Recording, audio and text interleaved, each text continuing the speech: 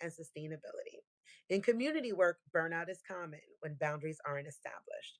Boundaries ensure that individuals and groups can show up consistently without depleting their resources.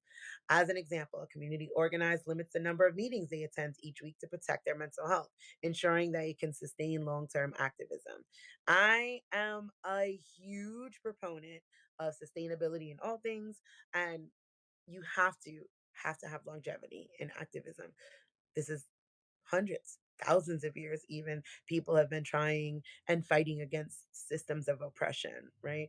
We come for that. Some of us are, lineages old of this, that part of people that have been fighting for their own freedom for hundreds and thousands of years. Many of us are in one form or another. So when you think of it that way, when you stop thinking of yourself as new, every generation.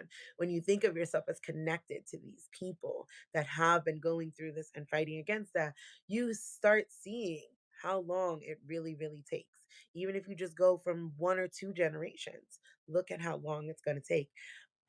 How are you going to sustain if you have no boundaries? I was watching women in femmes in my group, white women very specifically, and they had signed up for the 10-day unpacking challenge, and they signed up for, sustainability and activism, and like, okay, and now I'm gonna do this surge thing. And I'm like, it's not even January 1st. Like, you're doing so much, so many things. And it's very gun ho. And I get it, right? Like, as a person with ADHD, it's very much like, ooh, here's my new rabbit hole. I'm in love with this. Let me learn and let me fall in. But how soon will you hit the wall? And in activism, you can't hit a wall. You just can't. So the best way to do that is to build in those breaks. Remember, we talked about rest as being revolutionary, but it can't be the only thing, right? Like I've been noticing the whole, joy is an act of I y'all are Aggie.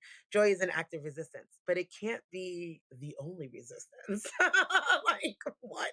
Joy is an act of resistance when you are stressed the hell out from resisting all the time, right? So you take out and you carve, right? That reclamation. I'm going to take back something that is mine. I'm going to take back my joy because I recognize that the system I'm consistently fighting against is here to steal my joy, and I'm going to take it back. Some of us came from church. Now I'm like singing church songs in my head, right?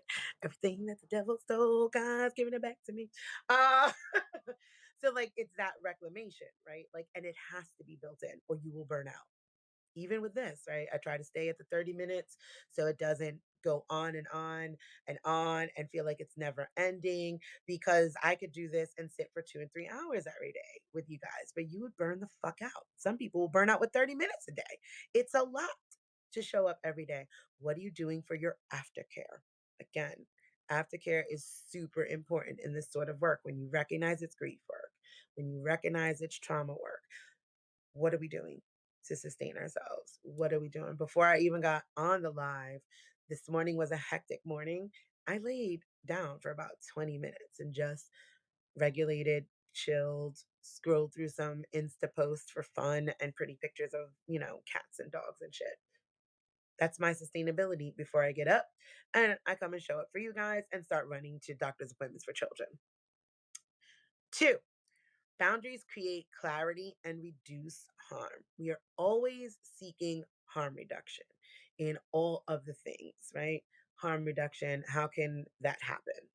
So when you have clear boundaries, they help prevent misunderstandings, overcommitment, and conflict. They create clarity around rules, responsibilities, and expectations. This is so vital, right? Because we have to remember that we are constantly navigating a system that tells us who we are, what we're going to do, and the roles that we play. It is a constant battle. It is a constant battle, right? So I put as an example, mutual aid groups set clear guidelines for volunteer shifts so no one feels overburdened or unclear about their tasks. But I also want to add in, like, in your home, what do people have, the capacity for? I often talk about capacity. So I have 3 children who are at home, right? That are mine. That's one of them. And he will be 9 tomorrow. Yeah. I love him. The 12-year-olds, right? The And 13-year-old the probably. 5-year-olds, and my nephew who's 2.5. Now, I am super well aware this one and the 12-year-old are